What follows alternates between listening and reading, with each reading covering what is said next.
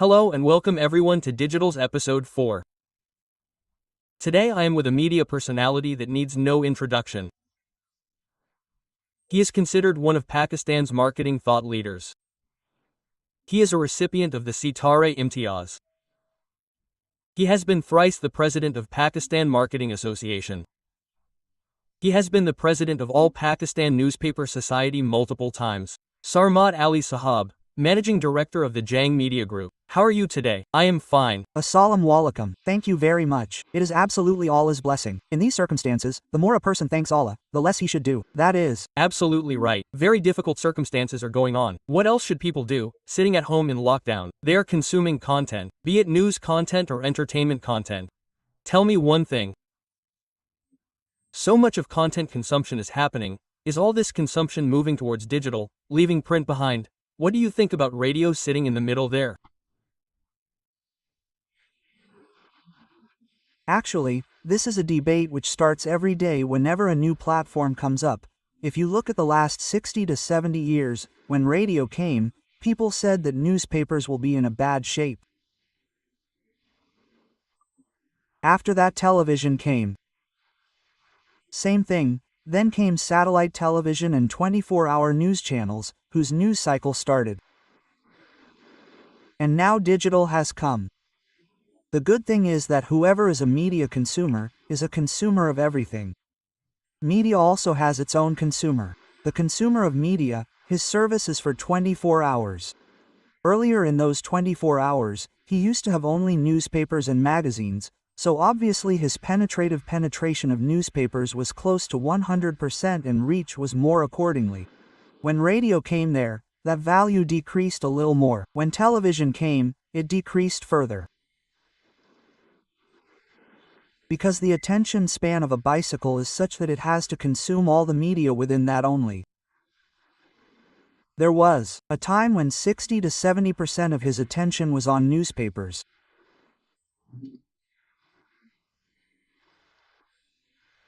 It decreases because the media has to make its place in his mind and they are making it. So what will happen is that within 24 hours, every media has to make its place. Its place will keep decreasing. Because it is a figure of 100,100 only, it cannot be 102, 105. They have to remain within that. They have to make their place within that, and everyone will have their own place, and everyone will have their own place. Television will also be less, newspapers will also be a little less, radio will also be less. Digital has to create a place for itself by taking place from these three, so it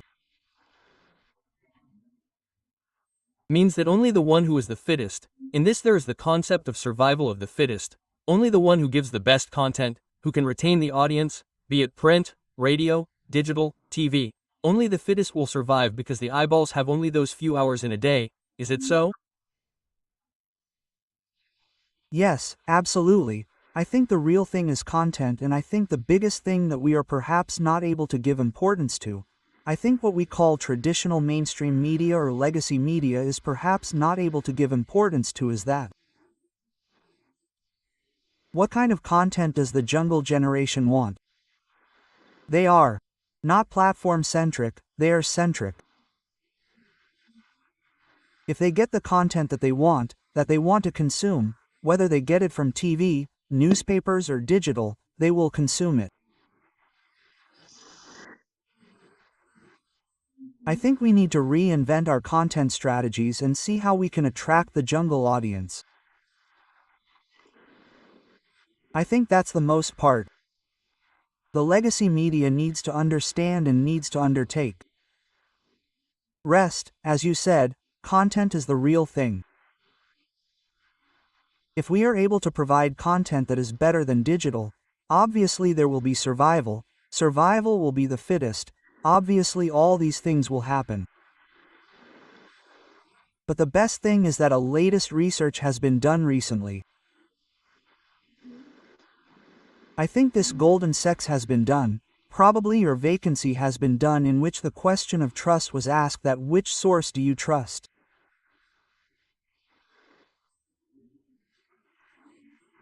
This was US-based, not global, so the ones that came on top were newspapers followed by news channels, television. Same as I said, print must have come on top and digital must have come at the bottom. Because the basic issue is that newspapers have a 24-hour cycle to see and print their news. Television has a little less time because it has to get into the race of breaking news. And digital does not think at all, does not see at all. Whatever news comes, it posts it without thinking. No, and along with that, in the user-generated content also many such things are coming which I think are worth watching. Some will be positive. Some are coming very negative, and due to which the fake news flag that has been raised, the red flag, is increasing.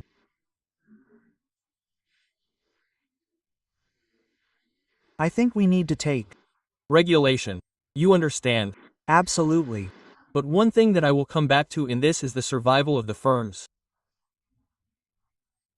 If I look at the survival of print and electronic media in Pakistan, specifically news media, print and electronic, the question arises on its survival because that business model has to be heavily dependent on government revenues.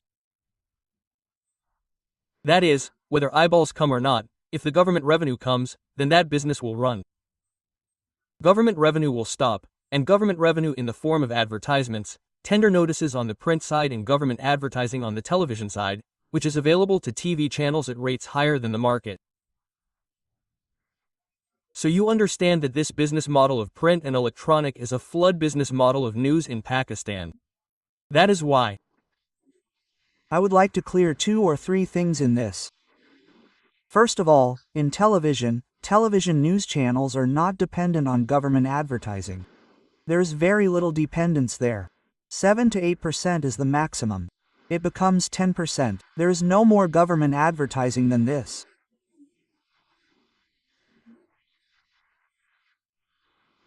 Secondly, the rates of news TV channels have been, almost last year or last 1.5 years, they have been corrected, and the rates at present, they have been brought down to fairly reasonable levels.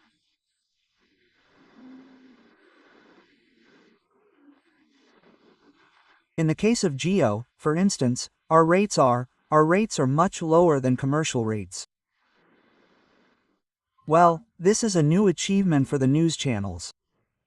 And I think the same is true for many other channels as well, that their government rates are low as compared to commercial rates. Secondly, when we talk about print, then our government rates in print, they have been subsidized. The commercial tariff of newspapers has 1%. That is the rate of the news. And we do not fix these rates. The Press-in Department of Pakistan fixes them. Then every province and federal government implements them. Okay. Till 1982, the newspapers used to charge their commercial tariff, which was largely based on government advertisements.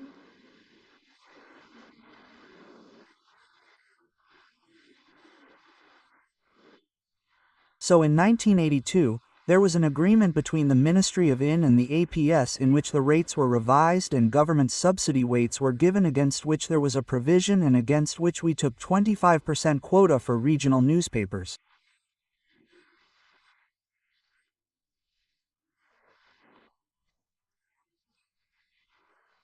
So, the larger newspapers actually sacrificed the higher rates for the survival of original and smaller newspapers, for whom we got 25% quota from the government so that they could survive.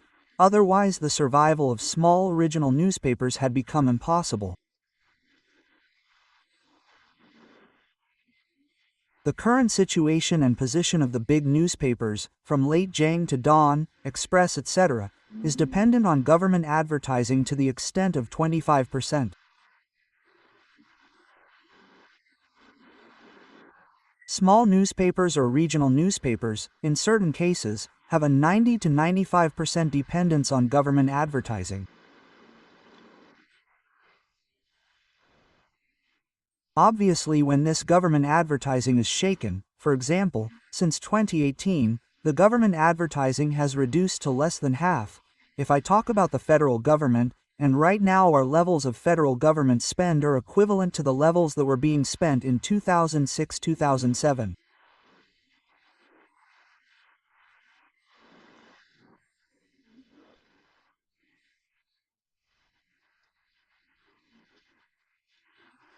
And even after this, the rate has increased by 40% to 55%, so at least 55% should have been covered by that. But the current situation is that we are at less than half of the government advertising volume, so it will be very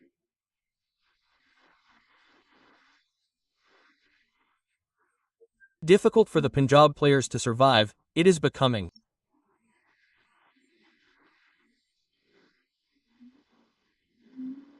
very difficult for regional newspapers to survive, and actually, the interesting thing is that in the federal government, the PID has a media list, according to which it is called Combined Media List, according to which the total whatever can be given to the newspaper.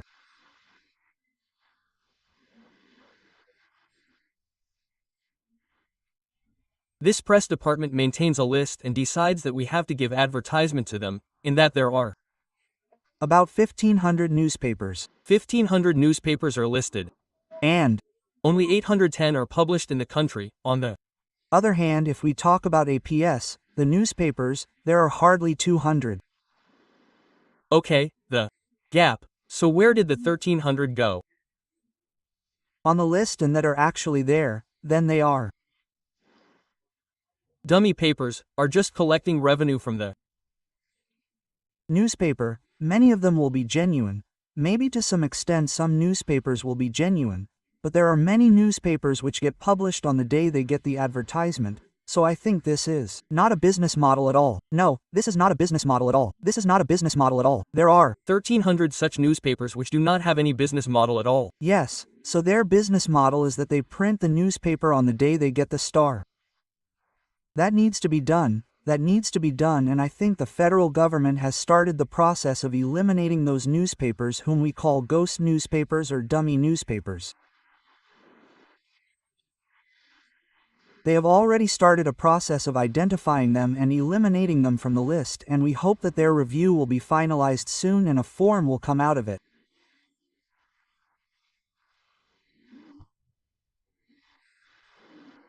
Which will be a reasonable number of newspapers which we have always demanded that should be given to those who are members. If you look at the Common Service Manual of the government, it is written in it that only those advertising agencies will be given government business that is allocated to APS. Okay?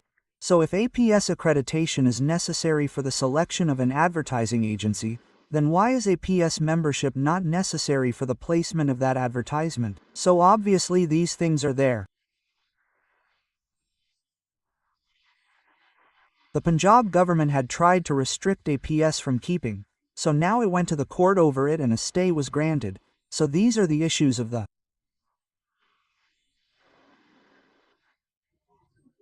business model. And the question of viability that comes up, which is related to the business model, is that in print and radio, we do not get documented listenership or readership numbers like we get in digital. In digital, you get very detailed analytics. In television, there are ratings to a certain extent. You get a sample size of 1,200, 1,400 meters. But here, you do not have those leadership and listenership numbers. So if the world is moving towards a completely analytical side, which is taking it to digital, then won't the survival of the big papers be difficult? Because analytics is already there, through which we calculate ROI. I think that is the biggest drag that newspapers have.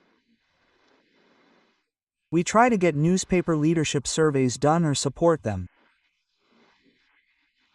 For example, Apsos does it every year, after 2 years, what is called the CMI, the Consumer Media Index, in which it also takes the numbers of newspaper leadership.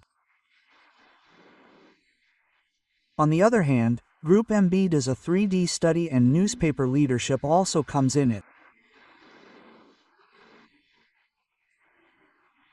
But there is nothing like the ratings of late in television, which are not live of course but are such that you get them after a few days. So you get to know how much audience which program and which channel generated. In the same way, digital is live. Everyone knows what is happening and what is not happening. This is the drumbeat of newspapers. I think they need to create a panel, if not on a weekly basis, then at least on a monthly basis.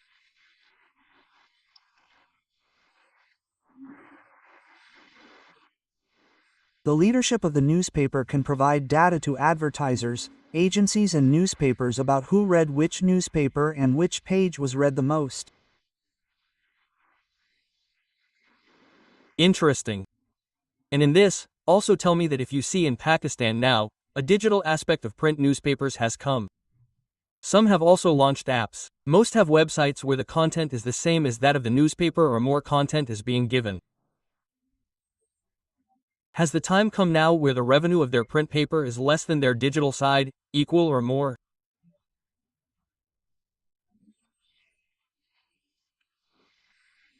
Not even now if you see, the actual issue with digital is that its monetization is not happening the way it should happen.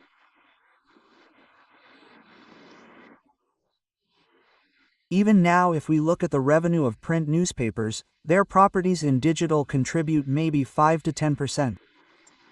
Well, only 5 to 10%, I would have thought it would be at least in one quarter more and 90% or more than 90% comes from print revenue. I think this is an issue. Until there is no proper monetization, the replacement may not be possible in that way. Interestingly and historically, if we see the most active marketers, if I look at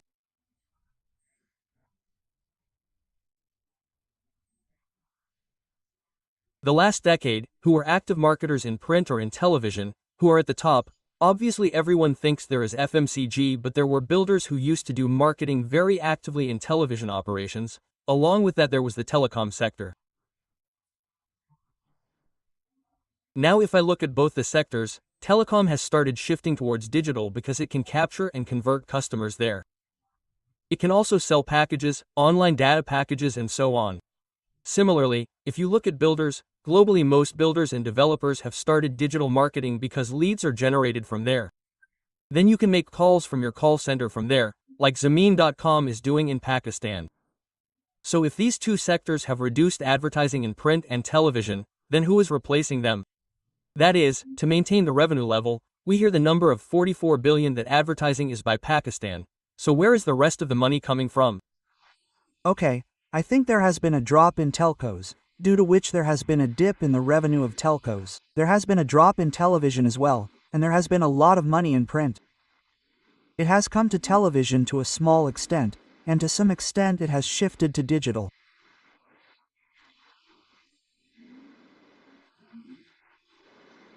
Maybe they want to spend less marketing dollars than they do in today's situation.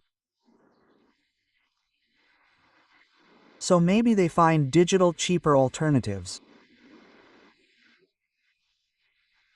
In many places, in many countries, attempts have been made to take the road of digital-only advertising, and after 6 months, 7 months they failed and came back to combination with traditional media.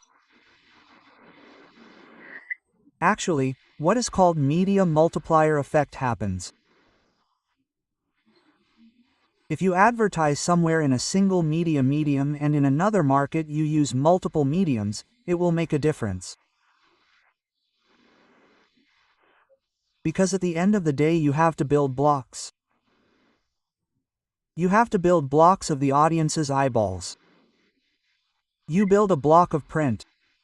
On top of that you cut television, cut radio. On top of that you do outdoor, digital. Only then your complete effect is created. You cannot build a building with just a single block. You need multiple blocks to build a building and reach the audience.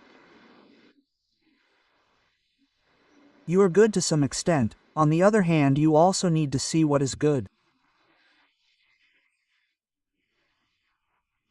By the way, real estate is back on, that is back on, that is back on. Print as well as television, At present we have real estate in TV as well. There has been a revival of real estate in print as well. Recently in the middle of 2020, because the COVID restrictions came, the issue of real estate was basically a change in policy. People were scared of putting money in real estate. The builders did not have the initiative to come up with projects. They wanted to, but they held back their investments. Similarly, the consumer, when asked questions, would run away. He was afraid, so the market obviously shrunk. Now the government has given an initiative, which was initially till the 31st of December 2020, and now it has been extended till the 31st of December 2022. By asking sir, you will not be asked about the source of income from the builder and the consumer. That will help drive advertising, demand, and along with that, our own initiative of low-cost housing, in that also the private sector builders are also coming in it. The government itself is not going to make much investment in building, but private sector builders are coming. They are launching their projects by joining hands with the government. Because of that, the advertising of the private sector will increase, and because of that, people will come. Actually, it is the whole game. If you have a return on your marketing investment from any newspaper, any television channel, or any medium, then you will come there. If we say that no newspaper has the reach or response, then that would be wrong. There are many newspapers whose response is more than digital, or for that matter even television in some cases. Similarly, there are many TV channels, news channels whose response you cannot match with anyone else. So obviously, any real estate investor or any advertiser wants his return on investment. If we are giving him a return on investment, he will get it. If we are giving him an IB, he will get it. Otherwise, he will neither advertise with me, nor with you, nor with anyone else. That is, right. And in this, you talked about ROI, return on investment, and you had said a very good thing that building blocks are needed to stick up the eyeballs and reach customers. And within that block, print, digital, radio, television, outdoor are all included. But if you take the time required for COVID to settle down, say 12 months from the last date and 6 to 8 months from the next date, you can take this time and your entire career on one side and this time on the other side. Has your thinking evolved in any way? Have you changed the arrangement of these building blocks, or should we leave some blocks on one side, or do we have to keep the same blocks in the same way? No, see, we have to retain some blocks.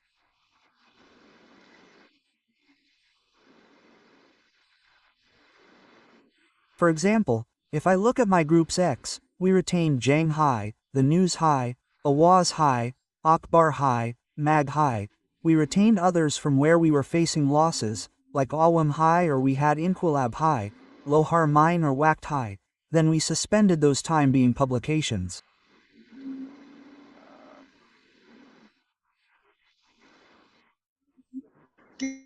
Only if we see a market for it again, then we might come back in some of the publications. Similarly, if you look at other places, you will see that many groups have done similar things. Some people stopped publishing their sessions from different cities because it was not viable. That is an issue. But yes, readjustment is necessary. You will have to do some adjustments.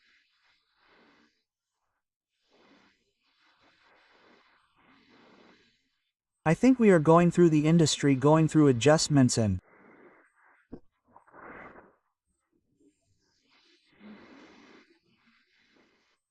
I think COVID is over, Settling down only then we can tell what has happened and what has not happened, but as you can rightly say, even during COVID, it will be the survival of the fittest, right? Those who can sustain will sustain, and those who cannot will not be able to do so. That's right. From this point, I will switch gears a little. Your background, I think you have been in this industry for 30 years on the media side, but you started from the agency side, on client servicing. You were a witness in Pakistan. What made you switch from client servicing on the agency side to the media side? This is a big question that young people ask these days because most of them graduate from college and immediately join an agency, and a lot of them don't know what to do in their life. That's why they come to an agency to figure out what do I have to do next. For now, let's spend time at the agency. Was the same reason for you, and what was it for you in your case? Actually, it is my voice that you can hear. Yes. Okay, actually I was in the agency business for almost 10 years, so when I came into media after leaving that, obviously there were challenges. I had an idea of how media works, what it is, but I did not have any hands-on experience of it, but I think it worked very well. When I came, I thought that 5 years would be a lot in media, then we had to do one thing and it has been 20 years, it has been almost 27 years, a long time. So I did not understand it, I did not know what kind of time it is, but what made you switch at that time? Why do you switch from agency? In those days, agency used to be a big thing. There was a lot of noise, and the life of an agency was also very interesting. You had to switch into media, and at that time, I think it was the era of 2 channels in Pakistan. I think ST and NTM had just come, then there was PTV, but Akbarat actually I moved to the news. Right? News had come at that time. News was a very glamorous newspaper. It came to be. It actually changed the way newspapers were being produced in Pakistan. News was in the 80s. No, it was in 1991. Well, right when it was like, you joined the news. It was a very glamorous newspaper, Pakistan's first full-color newspaper. Before that, there was no tradition of color newspapers. There was a sports section and a business section. Earlier, there used to be newspapers with 12, 16 pages, and one of them was for sports. We gave 4 sections for sports and 4 for business. Then we gave a women's magazine and a children's magazine. So we changed the way newspapers were being produced in Pakistan. So, that was what happened to me. That made me, I think, probably the reason for me to switch because it looked very exciting. And in the initial years, when there was a lot of competition, there was everything. It was very exciting. I remember when we launched News on Sunday, at that time it was News on Friday. We launched it on Friday, so we used to come to office in the morning and the next day we used to take it to the market and deliver it to various demos of newspaper service sales and then go home. We have 24 to 28 hour cycles. So agency life was also very exciting. It was more exciting than it is today because the role of agency has changed. No, they have either become a full-service agency or a creative agency or a new media agency. But SS Martin was here last in 2019 this in Pakistan at Asia Lahore, and he said, it was an interesting thing. He said, the time has come when we have come full circle, and I think the time has come for the revival of full-service agency. So Richard Quest, who was that conversation with Martin Saul. He said, it's all your fault. You did a big mistake by dividing this entire industry into 2 parts and now you say that what was needed at that time is needed now, that we should go back to the concept of full-service agency.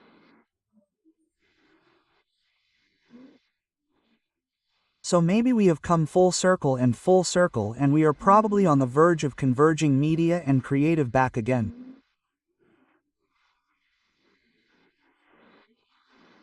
But where would you fit digital in this equation, because there is a difference in the thinking, the concept and the approach of digital agency from both of these. I think a lot of mainstream agencies are also opening their digital wings. Obviously they are not as digital savvy as digital agencies are, but if you see, even at this time, I think more than 60% of the business is coming from mainstream agencies, not from media agencies.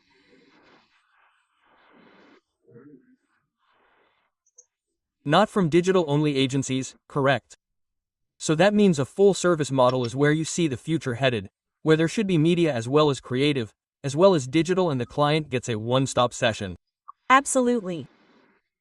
Now you talked about the very successful Ad Asia event you organized in Lahore in 2019. I would rather like to touch upon that you have devoted a lot of time to these societies throughout your career. Be it APS, Marketing Association of Pakistan, or PA. How did you manage to find the time? Because you already had a full plate. But you still found the time, and you have taken leadership positions in all of them. Presidency in Marketing Association, in APS you are the president for multiple runs. How did you find the time, and why were you so motivated to stay involved in the industry bodies?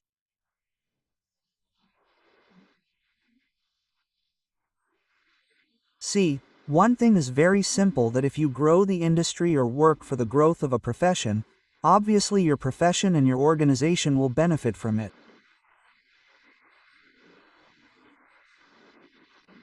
If you work for the newspaper industry, then obviously the people will benefit. If you work with advertisers or advertising agencies, then obviously that is the growth advertising ecosystem. And media is part of that ecosystem. It is advertising agency, media agency, advertisers, and the media, which is all part of this ecosystem. So until we all work together for everyone, there is satisfaction of doing our work, but the satisfaction of working for the industry, I think, is more, because the benefit of that is that at the end of the day you have to be yourself. Okay, that's true. And now if you see this extracurricular, I call it extracurricular because it feels extracurricular. But if you see in the industry, there is a proper industry body of print, or there is a society of broadcasters. Nothing has been created on the digital site yet. There is a reason for that. Actually, we tried about to air about a year ago. It was Digital Publishers Association of Pakistan, DPI. We had formed it, registered it, everything was done. Its membership included newspapers, TV channels, and even some independent platforms also. But we were able to make it as effective as it should have been. Maybe the idea was a bit off by its time. Maybe the market was not ready for a digital PBA and digital APNS at that time.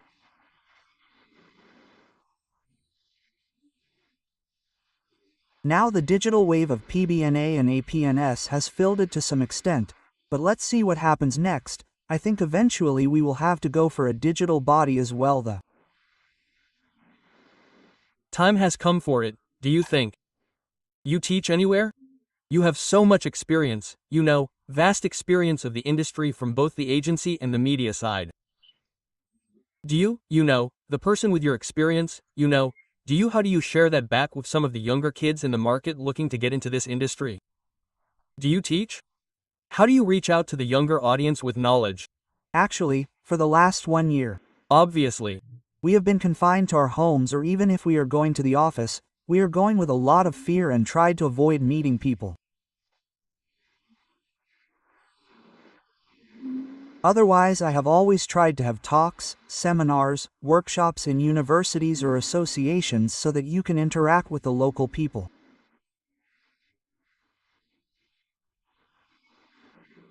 Unless you interact with the local people, you will not actually know what their music is, what is their poetry, what is their ethos, what are their values. We are living our lives according to our values and ethos. but whatever industry we are in. Whether it is the media industry or marketing, we basically have to understand the values and ethos of the local people. When they understand, we will be able to create content for them with which they can relate. The biggest issue is that we should be able to relate with people in the jungle, and for that it is important that you interact to the extent possible. Do it on different forums. There are universities. Normally, if any university asks me to come and give a talk, I have never refused till date because that gives me the opportunity to interact with those young minds, and in the same way I have conducted seminars and workshops at the level of association.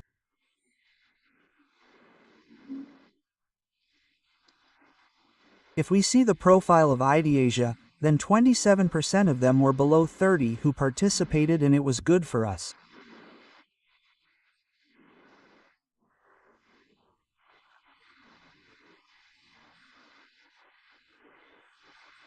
So in the same way we should reach out to the different conferences that are organized, from the side of the audience to the side of the generation.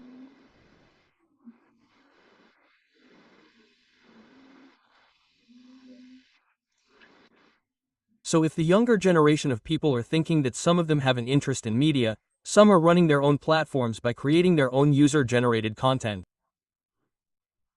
But if you look at the one who is looking to get formally educated in the media space, I have to get a degree in media. Then I have to spend my career in media. What would you recommend as the right career progression and the career path that they should take? Should they have an agency as part of their career path? Should they jump right into the medium, like whether it is digital, print, electronic, whatever? How would you think about it?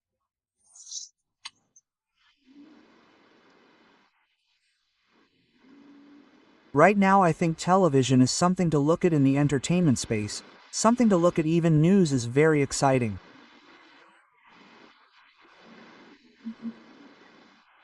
Similarly, agency business, creative side and media side, both are very exciting. Both are very exciting. People can also go into media, into the planning process, into buying and trading. Similarly, they can go to the creative side. If they have that instant print key, should also be looked at.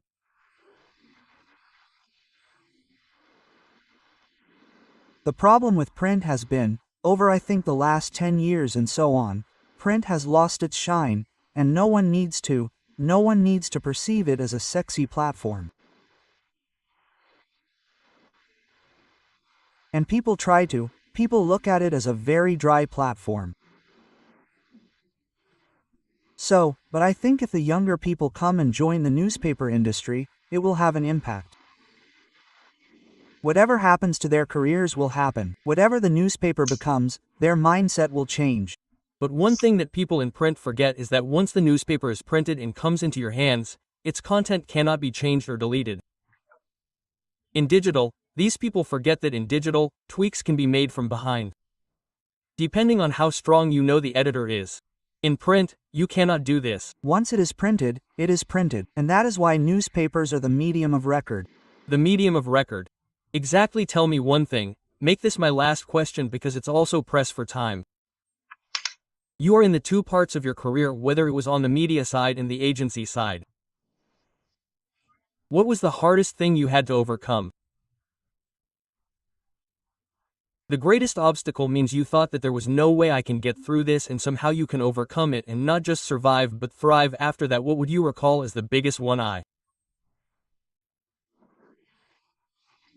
think the biggest challenge I had to face was to organize the idea of the recent one in 2019. There were people who said it is not possible to be done in Pakistan. Even the other members of the party said that Pakistan is not a country we would like to come to. We were afraid that speakers would not be able to come. When we used to take names of speakers that we have approached them, then people told us to laugh at us. You had brought many big names, but they are not going to come to Pakistan. Then there was a lot of financial constraints at that time because the economic conditions were not good in Pakistan. So there was also the thought that the economic condition is not good, so let's postpone it. Or, in between this one came, the next one, which was the Congress. It was supposed to be in Macau. So it came up that Z should do it in collaboration with Macau and Z should do it in Macau, but it should become Asia Pakistan Asia Macau.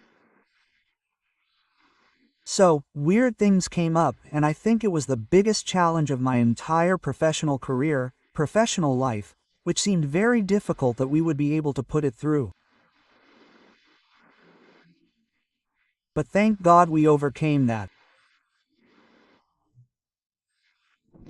We overcame that and we were able to put up a world-class event in Lahore. And it was we talked about there were great speakers that came, and what do you think the benefit was to Pakistan of hosting such an event, meaning what was the takeaway for the speakers who came, for the people who attended? I think the biggest thing that happened was in 1988-89 when it happened. At that time also the advertising in Pakistan was shaking a bit.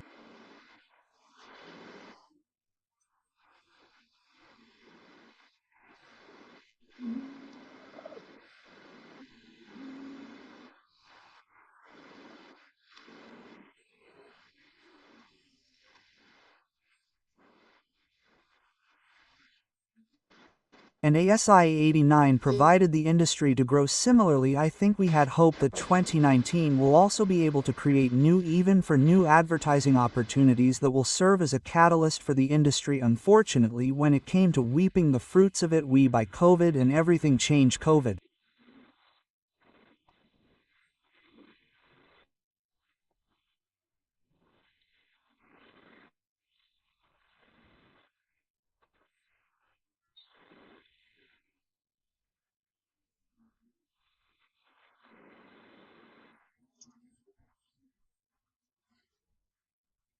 Almost never happened after COVID. Exactly what Psyche World knew, it is not what it used to be in 2019, and even in February 2020 it's a totally different world. That means that you need to do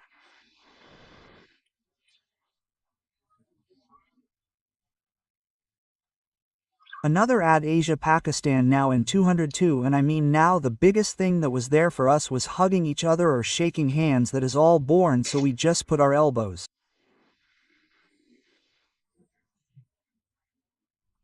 new, so we have elbow shake now instead of shaking.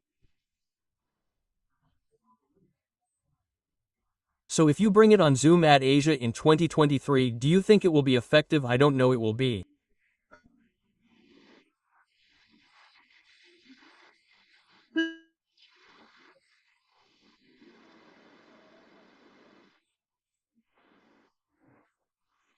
Effective or not, but we are trying to conduct different one-day seminars on Zoom, half-day seminars, and it just talked about doing something. We are trying through international associations platform, we are trying to do this kind of thing in quarters or something like that.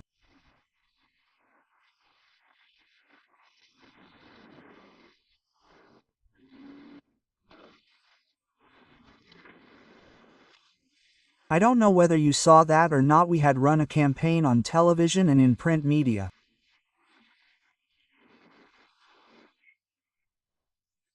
So it was a pledge positivity campaign that we all pledged to come out of this pandemic and will be more effective than we were before the pandemic.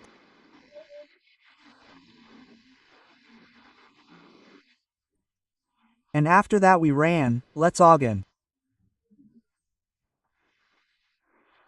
We tried to make a little difference to people and try to create positivity and try to break the negativity that has crept inside us in the last 1 year. So we are now going through this third wave and we just hope we come out of it, because our problem is that the other day I was seeing the pictures of Bori Bazaar, the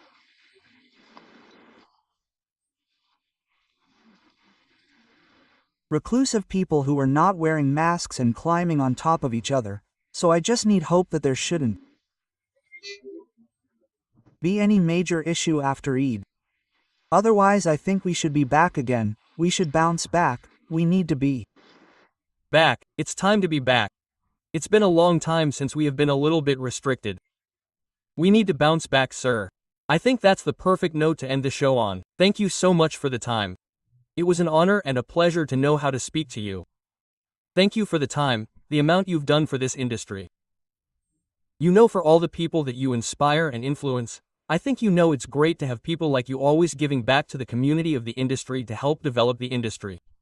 If there are more people like you, the industry will thrive even more. Thank you once again for being part of the show. Very kind of you, thank you. Okay G, Allah Haf. Thank you everyone for tuning in.